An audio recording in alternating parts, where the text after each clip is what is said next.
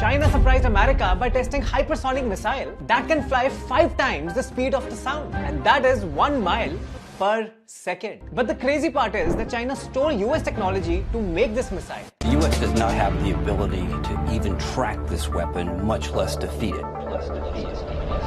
And you know, all of this happened because of a tiny little thing called microchip. This is pretty interesting geostrategy video, so stick till the end. Microchips are used pretty much everywhere, from your phone to refrigerators to military weapons. But the big problem is they're quite tedious and expensive to make. How tedious, you ask? Well, the smallest microchip in the world is 2 nanometers thick, which is even smaller than a strand of a human DNA. So yeah, it's pretty complex. Even US, being powerful in softwares and designing microchips, was desperately looking for partners to do chip manufacturing. And that is when Taiwan came for help. And immediately it became America's friend. So what TSMC did was actually genius. They make microchips in the foundries called fabs and let the US handle the design and the software, which means no competition, only partnership. And by the way, on the side note, almost 80% of world's high-tech microchips are made in Taiwan. This was actually a perfect geostrategy by Taiwan to save itself from its bully neighbor, and that is China. But wait, what China did completely surprised the world. China realized very soon that it has no chance of catching up with Americans in the chip game, and that is when China devised